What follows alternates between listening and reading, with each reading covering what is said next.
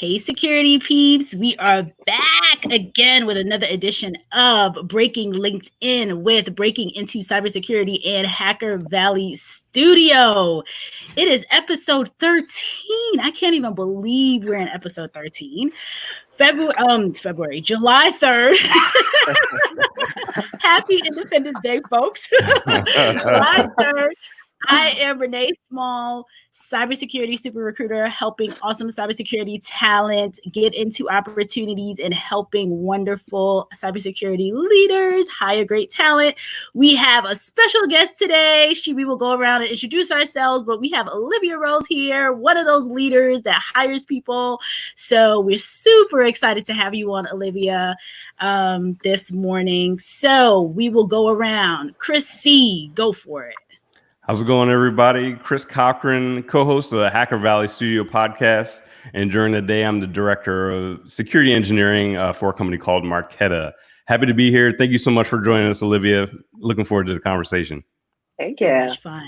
Ron. Yes, thank you so much. Glad to be back again. Co-host of Hacker Valley Studio. And by day, I work at Palo Alto Networks as a security architect, and I am looking forward to giving Olivia an e-hug. She was one of the last hugs that I got before the lockdown of COVID. I didn't know who he was, but I hugged him anyway. It's a handsome man. Gotta give him a hug. What can you do? My brother from another mother, Chris Foulon. Go for it. Hey, everyone. Short and sweet. And Olivia Rose. Introduce yourself, Olivia. Hey, everyone. I'm super glad to be here. I am a CISO, formerly the CISO of MailChimp, and about to jump into my new CISO role, which I can't talk about. Don't want to jinx it. Yeah. Exciting. So Very exciting. cool. So exciting. Excellent. Yeah. All righty, folks. So hot topic for this week has been skills versus degrees. So super hot topic. So I sent out a post last Saturday on Friday night or Friday afternoon, actually. The Trump administration's Workforce Advisory Committee recommended an executive order, and the president signed this executive order that it will value skills versus degrees in some federal government opportunities. And so I put the post out there. It was a USA Today article, threw the post up, and it went bananas. So many questions, topics, points of view. I think, speaking from the side of a cybersecurity recruiter and interacting with tons of CISOs, I know what actually a couple of days prior, I had been posting about having a conversation with a CISO discussing skills versus degrees and why, he thought that it was irrelevant or not needed, especially in the entry-level cybersecurity space. So that is a topic, skills versus degrees. Who wants to go first?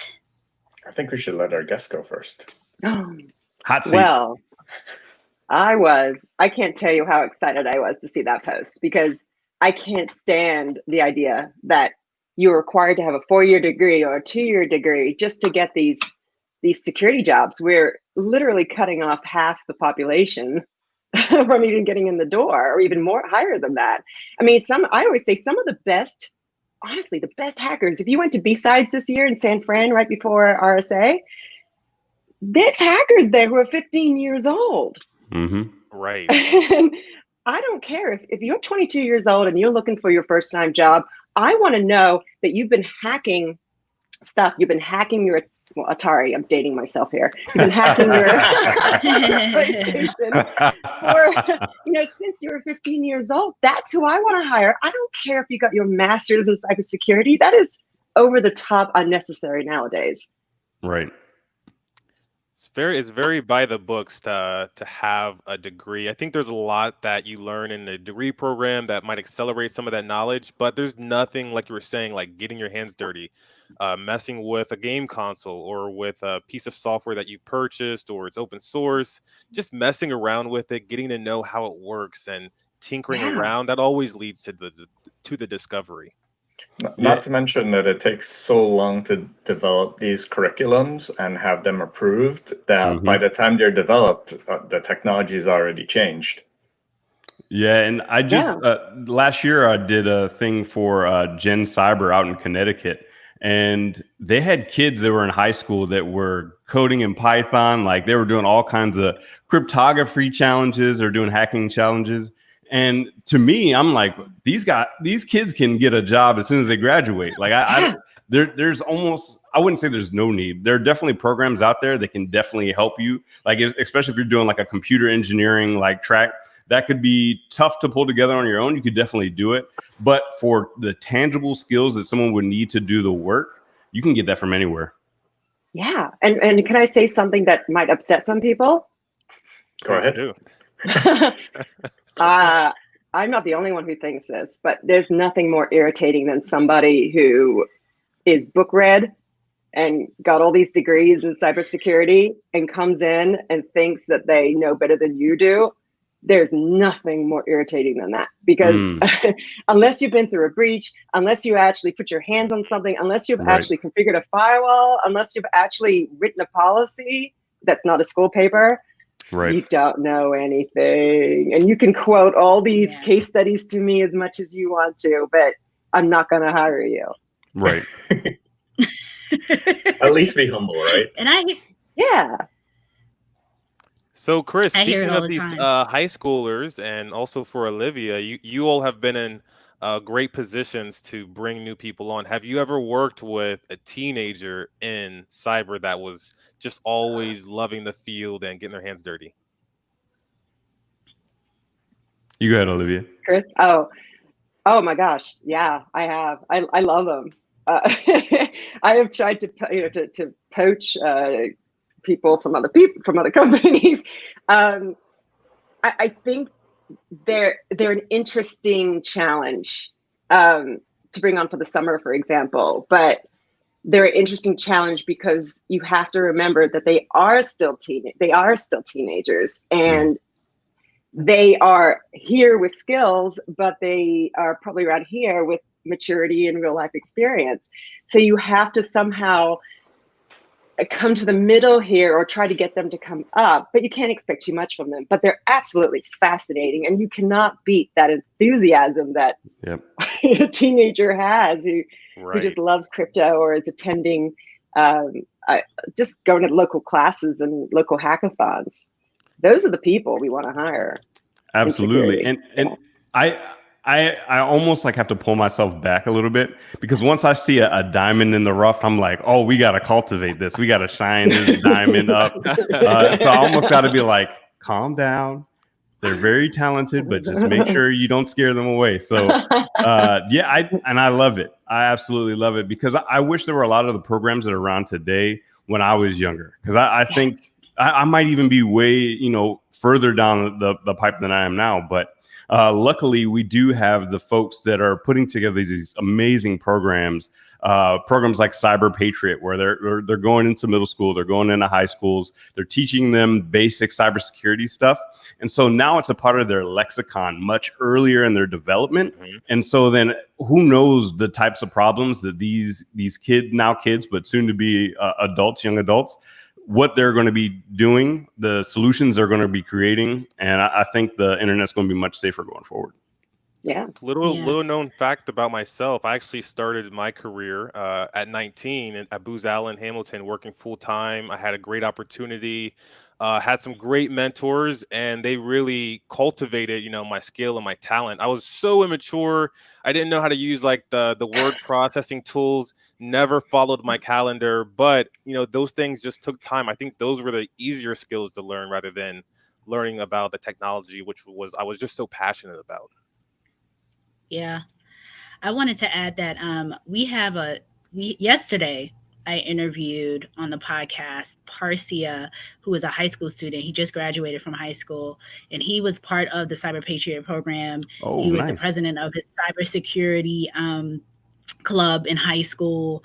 I mean, this kid is amazing. He's studying for the Security Plus and the AWS cert. I mean, Wow. it was just amazing. I mean, he's so passionate, and he was talking about Cyber Patriot going, like, before it was at the high school level, now getting down to the middle school level. Mm-hmm.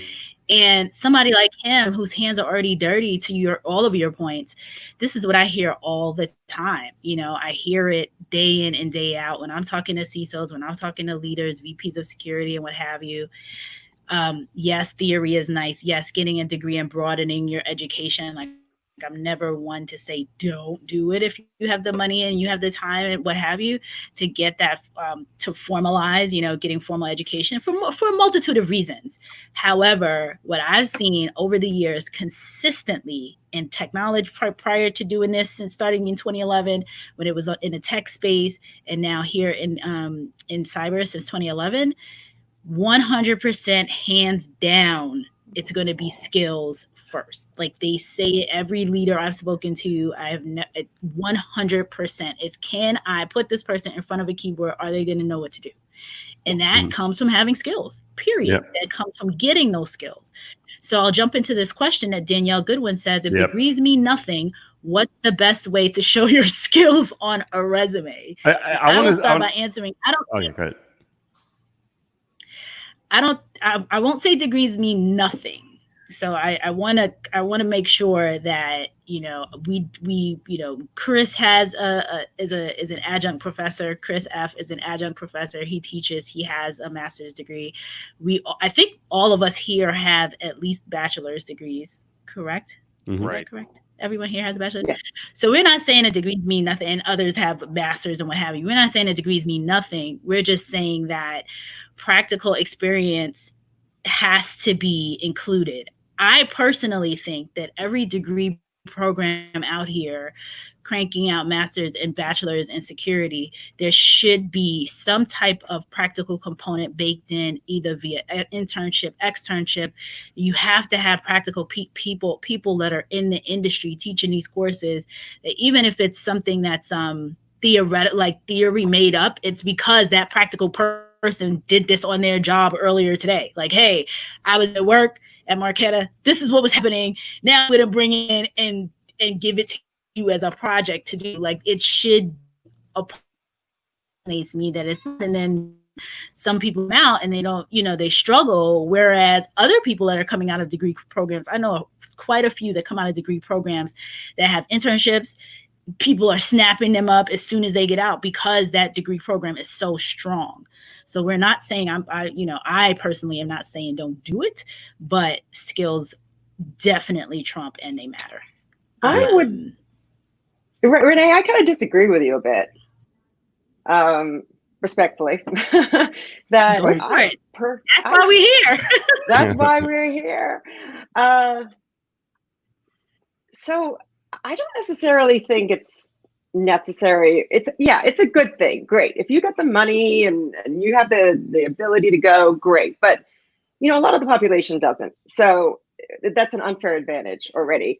What I care about is, instead of a degree, have you gone out and volunteered? Have you gone out and reached out to someone like Chris, right? Either Chris, adjunct professors, reached out and said, is there anything I can learn? Get some kind of certification if you can. Get some kind of experience. There's a lot of free stuff on the web where you can get some sort of certification in something regarding security, or you pay $10 when they're on sale on Coursera. That's what I look for. I want someone who has the gumption and the kahunas to go out and get their own if they can't afford to go to school. Now, degrees are great. Right. You got a degree. I barely passed college. I'm lucky I passed college. I scooted by with like a 2.4 GPA. I don't know how I graduated. So I don't value formal education that way. I look at education as something that's learned however you get it. You'll never see from me a job posting that will require formal education. But what I look for is, have you gotten it another way? And I agree with that approach. There's many universities that are now including more practical elements to their university. For example, WGU, as part of their program, they require certifications, and that's the class. The class is to study for the certification, and you'll pass the class based on your exam and the certification. So it's like the best of both worlds. In the classes that I teach, I push my students to develop practical solutions instead of just writing academic papers. Right. Okay. I would say that the argument really isn't like is there a value in a 4-year degree? Because there definitely is, and there's definitely paths for people to take from the 4-year degree track that might not be available to other people, like certain internships and things like that. But what is magical about this executive order that has come out is now that there is no longer this seemingly superficial checkbox where you have to have a degree. Because if you have a candidate, he or she that has all these amazing skills, but just doesn't do well in a 4-year degree sort of environment, now they're able to get the jobs that they deserve. Now they're able to actually be a part of the workforce and actually push the ball forward. Whereas because you're putting these seemingly superficial limits on what people can do based on the fact that they didn't go to a 4-year degree, you're limiting so many things and so many people across the board. Yeah, definitely. I actually went to WGU. Shout outs to that on Chris F. Great school. And yeah, it's awesome because not only do you walk away with a degree, you get to finish the classes when you want, and you get your certification. Like it's all kind of all encompassed. So even if you don't complete your degree, you're still walking away with something. I was the type where I was like, I might not finish it, getting a little burnt out on all these classes, but at least if I would have quit, which I didn't, luckily, I would have still walked away with something that I could show employers that I've been working on my skills. Olivia, I have a question for you. Did you face any backlash when you removed the requirements for education within the companies that you work for? No, I wrote the job postings, and maybe they didn't see that I removed it if it was there. I don't know. Because oftentimes we see these big companies that have that bachelor requirement as the minimum stakes for every single job application. And I remember fighting for people in some of the companies that I worked for that they didn't have a bachelor, but they had an associate's and they had experience. And I had to fight with HR to get that exception made because they didn't meet that across the board standard. So I was just seeing if you faced anything when you did that. Because no, I didn't. And look at Ray Moore put a great comment here. Look at the alternative. The alternative is to go to school for 4 years or 2 years. You get a formal degree. And then to even break into cybersecurity, and I know y'all have talked about this many times on this show, it is hard. You need experience to even get a job. So let's say you graduate school at 22, if you graduate on time, let's say you can go on for your master's. So you graduate at 24, 25. Then you have to get some sort of experience, and then you can even break into the field. Why don't you just get the experience, show you can do the job? If your dream job and they can't change it, requires you to have some sort of education, go to a 2-year college, that's fine. But go do it first. Do it through high school. If you're past that point, just volunteer. Everybody needs help. Volunteer at your church or at a store setting up their Wi-Fi securely. That goes on the resume. That's what I want to see. But I think, as Ray says, you have to gain some practical experience. If you bank on going to a 4-year college and then you think you're going to get a job in security right now, think again. It doesn't happen unless you have some incredible connections. You can't even get a job as an analyst nowadays because the hiring is so crazy. Hiring requirements are so crazy. Yeah, I did my education all online while I was working. Yeah. Mm-hmm. Renee? I think she was Yeah, gonna I'm saying, am I still choppy? Yes. A little bit, yeah. Choppy A little bit. And yeah, to okay, you guys One read Metro it. Elite. Hmm. To One Metro Elite, that's absolutely right. I heard sometimes putting IT projects you did in school on your resume may help. Absolutely. 100%. It shows, 100%. Include It your GitHub shows link. that you took that initiative. Especially look if you get for. into the specifics on what you're applying for. I know that it could be a daunting task to customize your resume over and over again, but if you're trying to break in and you did an IT project in school, try to break it out and put the skills on your resume that are going to apply towards the job that you're applying to. Yeah, if I got a resume and all it said was like Splunk project and it listed out the architecture that they had to go through to implement this mammoth of a project, I'm going to definitely check out this candidate because obviously they've banged their head against the challenges that they're going to see in the actual job. Mm-hmm. Yeah. Have a website.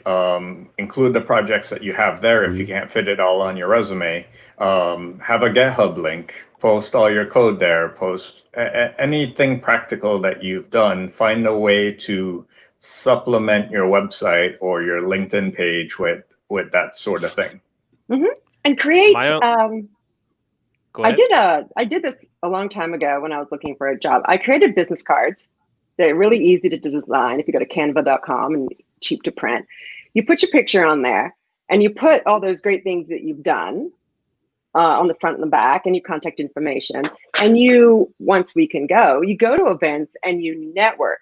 Just go to your local events, network, hand those things out. What I did was just leave them around on tables, to be honest. Because, but just go volunteer at events. And when people are checking in, if you talk to people, give them one. You'd be surprised how people are just like, oh, that's a good way to get noticed instead of just waiting for somebody to come to you on LinkedIn.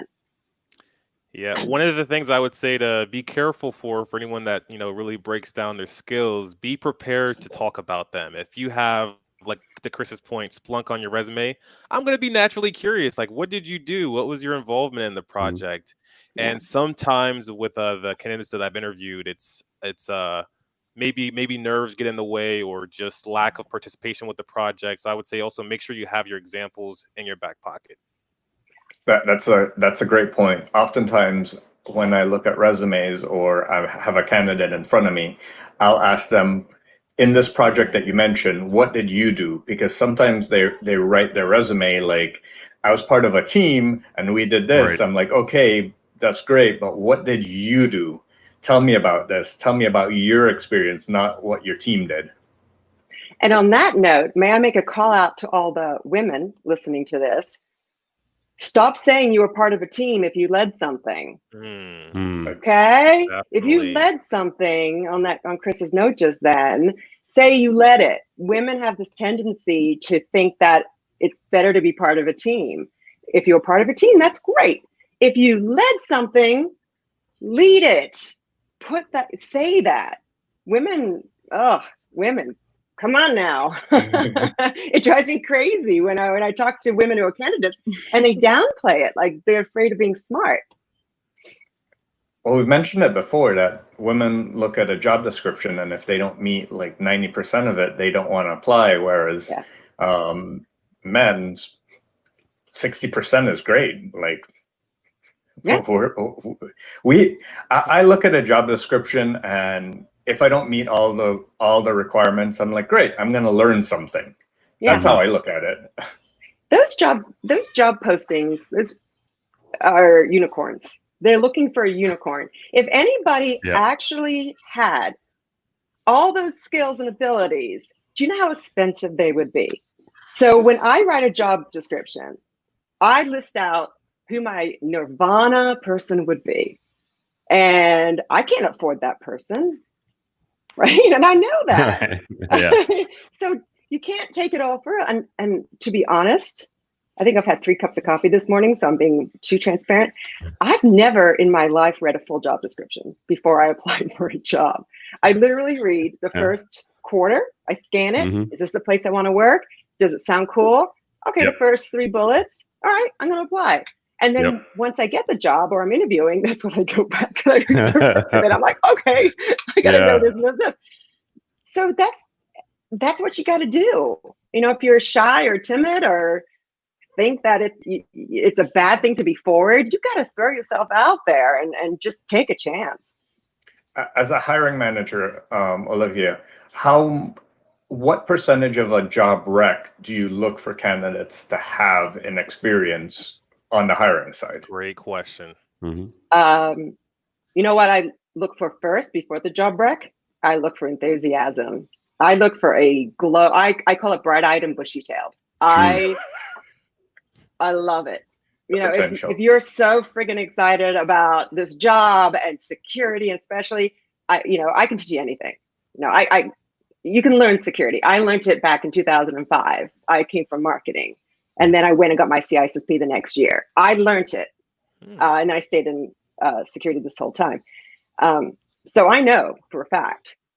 So I look for that first. Then I look at, okay, do they kind of resemble the job description? Are they like 50%? If they're really enthusiastic, 50%, I'm good. I'm totally good. If I think you're willing to put in the time to work, you're going to focus on weekends. That's what I look for. If you're someone who's been around the block for quite a while and I need somebody really, really experienced, I still look for that enthusiasm, but I'm looking for more 75 to 80% of the requirements. Right. And, you know, like all of us who have been in this industry for a long time, we're no longer bright-eyed and bushy-tailed. So I just look for a little glint in the eye. That's all I look for. Yeah. We have a whiskey habit. I mean, but that's what we're trying to. You're in. But that's what we're trying to do on like the Hacker Valley side is we're trying to bring that back, right? Bring back that enthusiasm, bring back that life, that vitality. Because I've seen it. I've seen it so many times. I've seen the veteran SOC 3 analyst that's like just, you know, tier 3 analyst has just been like, I've been here for 20 years, closing out the same false positives I've been closing out forever. And so like, you know, there's so much behind a cybersecurity professional. And there's so much tinkering and there's so much curiosity and passion. And so what we try to do is we try to bring that back out, right? Whenever someone listens to Ron and I on a podcast or sees us on a live stream, we want to show our energy and our enthusiasm and be like, you know what? Wow, I remember when I felt like that back then. So I'm going to bring that back and bring it back to the job field. Hey, actually, I just thought of a great idea on that note. Listening to the podcast like this and watching them is if you really want to get yourself, distinguish yourself, try to apply. Reach out to Renee and Chris. You know, y'all are really nice people. Reach out and say, can I help? Can I be interviewed maybe just for even 10 minutes? Right. I'm really excited about security. Can I get on and ask questions? Things like that on your resume look so good. Yeah. That you've been on the webcast or even just that you watch them, that you regularly listen. Yeah. Oh, we've had some great past guests that have skyrocketed since when we first interviewed them to where they are now. We've seen some amazing growth, and we love seeing that because that's actually one of the reasons that we've done this, both to help people, provide them with a platform, as well as to get their point of view and their experiences so others can use that and grow themselves. I think also the quality of your questions is going to dictate the quality of your career and your experience. So we have a question right here. What are the best certifications to get straight out of a BS degree? This is a great question to ask, but it's a little broad. Like I could go many different routes. I think, you know, for me as a mentor and as an advisor, it's a little easier for me to answer a question like if it's very specific and tailored towards you as an individual. Hey, I'm working on this thing. I've been working on it for X amount of time, and I'm thinking about going this route. what can you speak on about going this route? I think like those really help me cater my answer to what's going to help you most. I could give you certifications and say Security Plus, CEH, CISSP. Those are always great, but it really depends on what you want out of your career. You know, you're going to spend 8 hours a day behind a desk in front of your computer. You might as well make it fun. I love what I do just because I'm constantly asking CRISC questions. I recently met Olivia. Me and Renee have a great, relationship. So I'm able to just bounce certain paths that I'm following off of the, great minds and get to the solution I'm hoping for. I would say, was it Jennifer who posted that question? It's changed. That was Danielle. Oh, Danielle, sorry. I would say, Danielle, it's more about, I think you're looking at a little skewed. It's not about the certification to get right out of a bachelor degree. Because you can't really, just like Ronald said, you can't really get it without a little experience anyway. You're supposed to have like 3 years experience, I think, for the CSSCP or whatever that's called. CISSP, but the lighter one. 5 years. 5 years. But that's a CISSP. For the there's one below it. They have or Security Plus. Yeah. So it's more about, don't go for the certifications, don't go for the book stuff. Go for the experience. Get that experience and network. That's what I would say, and then go for the certifications. Yeah. Definitely. Who do I need to talk to immediately after getting my BS? That's super important. Right. Yeah. Yes. How do I present myself? What am I going to put on my resume? How do I get that experience? What will impress people? Could I go up to Chris at RSA or a hiring event and just say, hi, my name is XYZ, and I don't have any certs. I just graduated, but I've learned how to configure a firewall and I'm studying for the Security Plus. Wouldn't you kind of be like, okay. One of the first things I tell people is figure out like what skills and competencies you enjoy doing and that you love doing, and then figure out what roles might align best to that and see if that role is interesting to you. Because when I was getting my degree, and I happened to be in Europe at the time, I noticed that 75% of the folks that were around me had a degree in one thing, but they were working in a totally different area. And I'm like, why did you do your degree in this area? Oh, because it was the first thing I picked.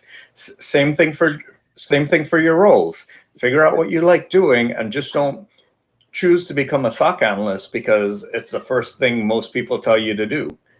Figure out something that you like doing first. What are you good at?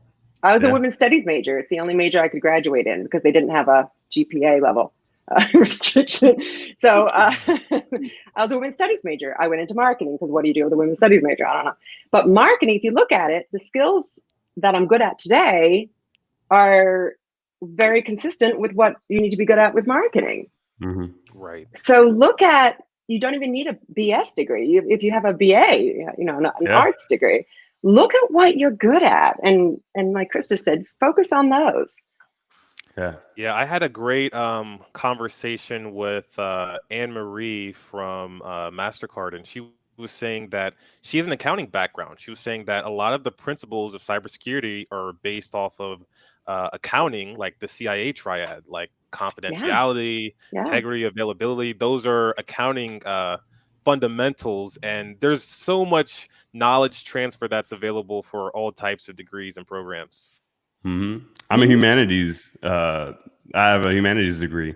Minor in cybersecurity, so I cheated a little bit, but a BA. I started in business and then didn't get a IT focused degree until my master's. So I think going the business route is actually a great route to go, because in the end, if the business isn't there and surviving and you don't understand how to help the business, there's not much of a role for you in security because you have nothing to secure.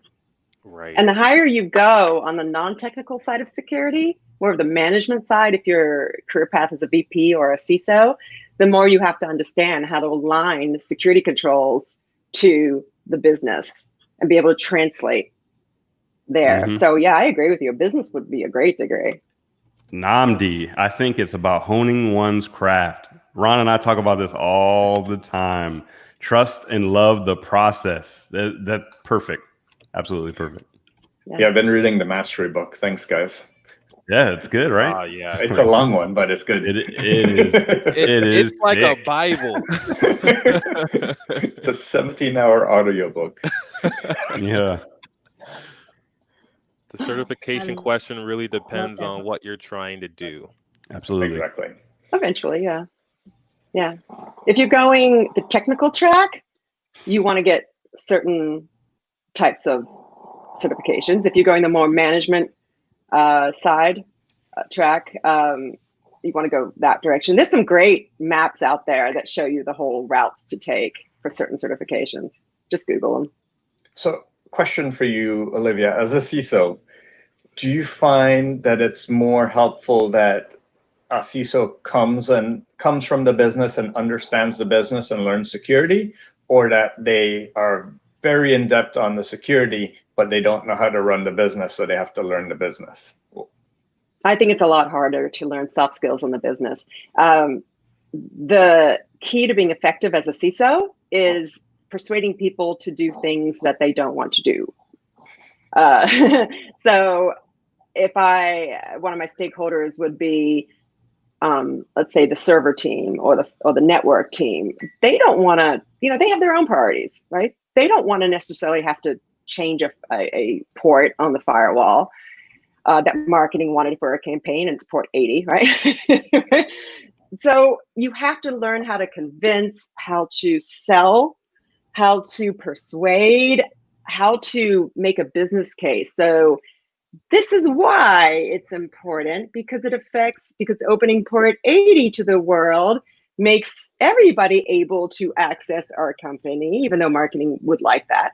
And then because it rolls out to the vision and the mission of the company.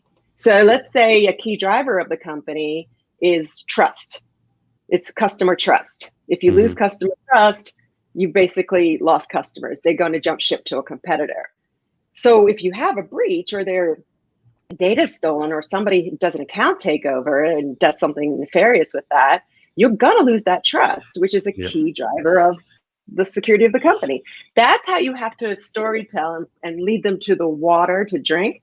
So I would say it's critically important to understand the business and the soft skills, and you can learn the tech skills. Yep. And you also have people doing the tech things for you, but you still need to maintain a certain understanding. And it's a lot harder for most people I've met anyway, who are techies, to learn the soft skills, because that is a lifelong learning adventure. I mean, I still learn every day, and I'm pretty good, but I still learn every day, not to upset people, not to say things that upset them. I think it's harder. But sorry, go ahead. No, I was you go going ahead. to wrap that up by saying I think consultants, those in the consulting background, make phenomenal CISOs, because they're able to go to, I mean, they're used to being beaten up by clients. They're able to quickly adapt. They're able to communicate findings, make that business case. They're able to partner and figure out resources and stakeholders, but then they also have the technical background. Right. I wanted to go back to this comment from Danielle. She said, I focused on digital forensics, but don't see any jobs in the field. And then Arif came in, and this is exactly what I was thinking. You're right. There aren't a ton of digital forensics positions out there, just because it's such a niche focus. However, if you take those digital forensics skills and apply it to threat hunting or detection engineering, you now have opened up the aperture for what you can do within cyber. So take that focus of digital forensics and open it up to see what other areas you can apply your skills to. Incident response, emergency response. Yeah. Yep. A lot of the times you don't hear DF without the IR part. They're Very kind of true. combining it all together because Yep. it goes hand in hand, like what Chris was saying, and I'm sure you're gonna say Chris F. There's so much to the forensics that lead into other areas that you're gonna need to kind of close out the loop on. Yep. I would say, Danielle, look at I would say look at consulting organizations. Don't necessarily look in-house. Look at consulting organizations. They're hiring, especially the big four. They hire people right out of school and train them, but everyone's looking for a forensic investigator, incident response person. Everybody loves them. So look at consulting companies. There you go. Companies like Mandiant, Mandiant Old Fire stomping Eye, grounds. a lot of IR. Yeah, Mhm. Proofpoint. Yeah. Yep. Can y'all Hey, hear Renee. me? Yes. Loud and clear. Yeah. Yay! Yay. Is it still choppy? No. It's just a little delayed, like the video. Delay. Okay. But we can hear All you right, perfectly. cool. Excellent. So I was sitting on my hands like I have so much to say. So from a large company perspective, I wanted to just share a couple of my experiences. And from being on the recruiting side and being in the SOC lead in a cybersecurity department. So working in cyber and then being on the HR recruiting side in large organizations. So in the large organizations, most of the time degrees were necessary, which happened to be obviously a barrier to entry. I think with this new EO, to Chrissy's point, it just opens up a door and gives more larger organizations the opportunity to now flex those. So some of the people that were a part of Force developed that help kind of craft or present the EO to be signed. So you had the CEO of IBM, the CEO of Apple, the CEO of Siemens, of Lockheed Martin, so Western bit. So effectively, under collective path to getting into opportunities is not the same in a 4-year degree, especially if it's not a 4-year degree in a field with practical experience and all of that.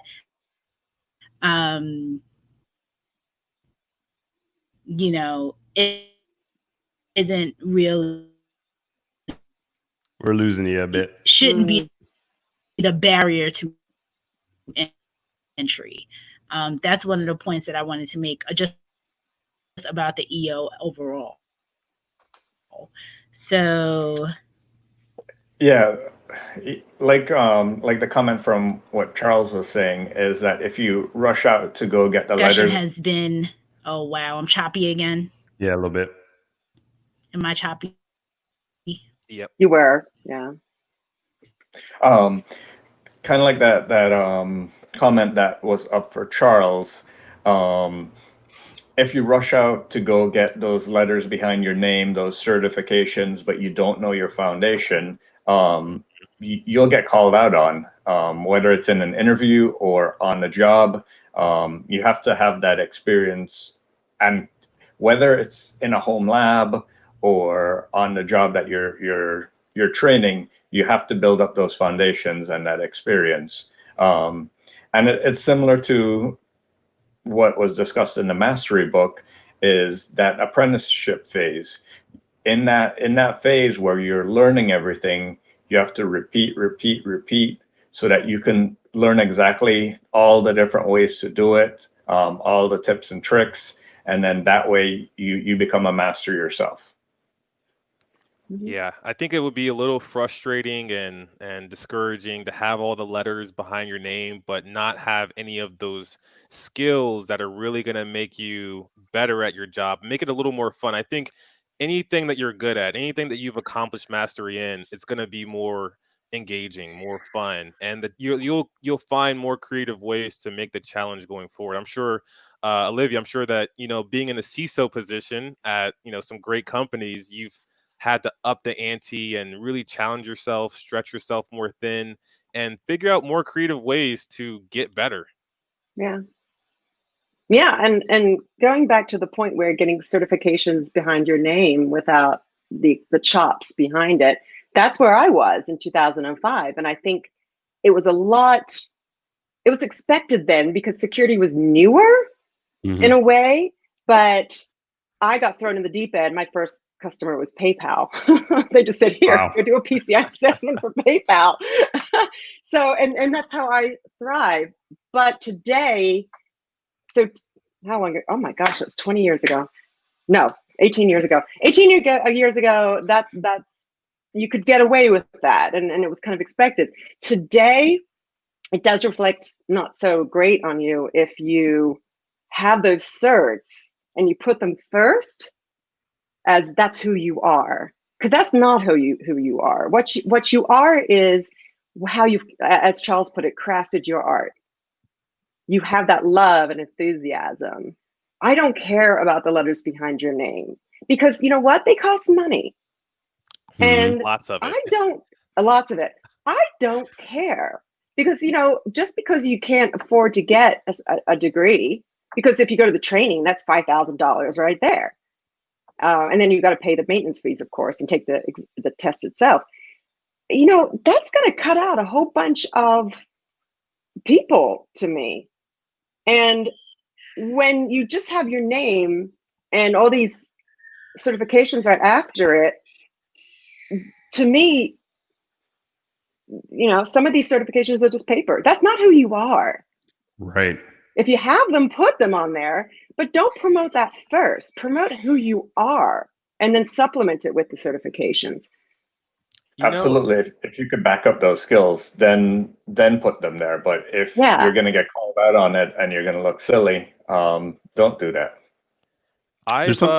I've made some curriculums for myself, like for I wanted to get my CCSP, for example, but I did not want to learn everything in that certification. I didn't really think that the certification was really going to make me more valuable or more of a master at my craft. So instead, I just looked at the certification, grabbed the topics that I wanted to learn about, and made my own kind of curriculum. There's no cert behind it, but those skills are still on my resume. It's still something I can leverage and fall back on and feel confident that I know.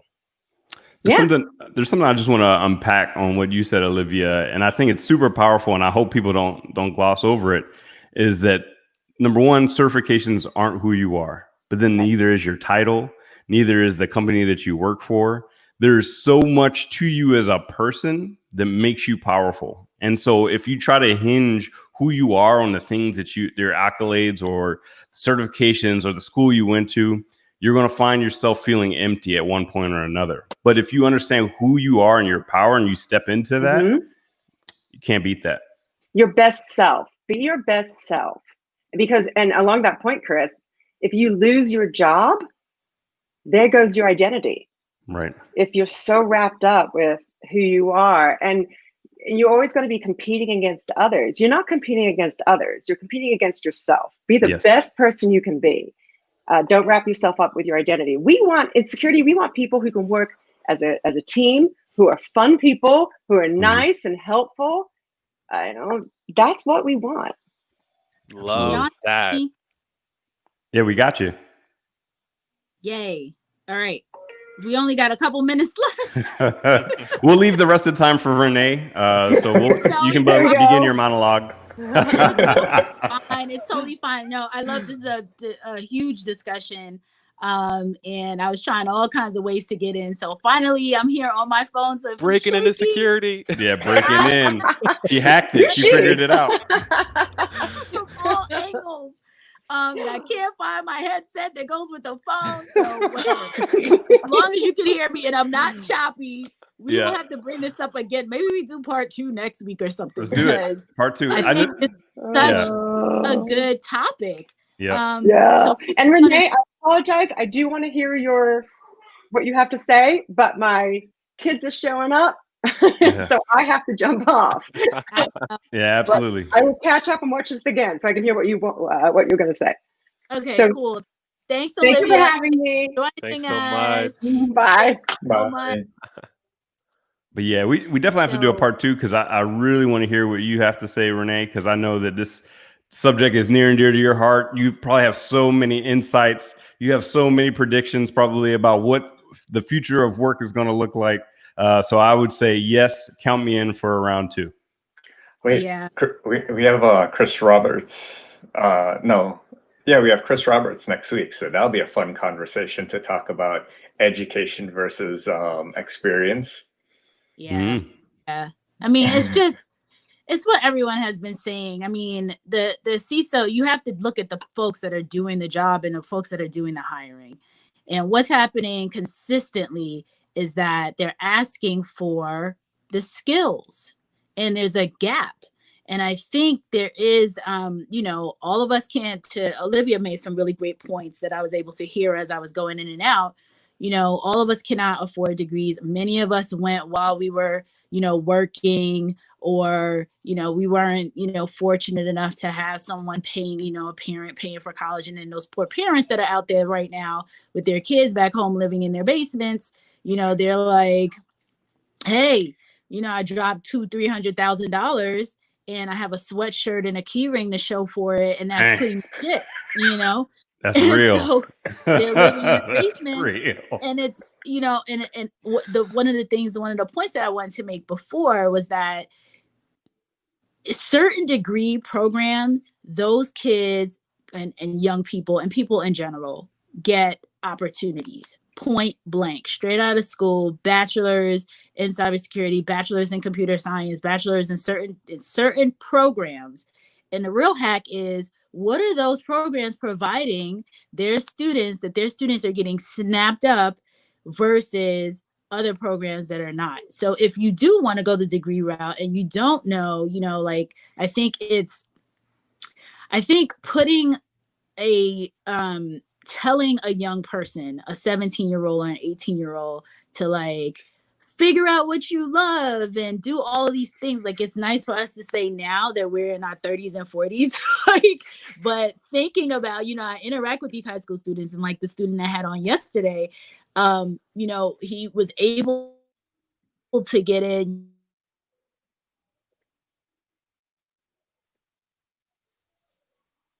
Oh, Loves. We're losing you again. I'm still here. Yeah, you're still there. But yeah, you got a little choppy. Yeah, I'm here. Okay.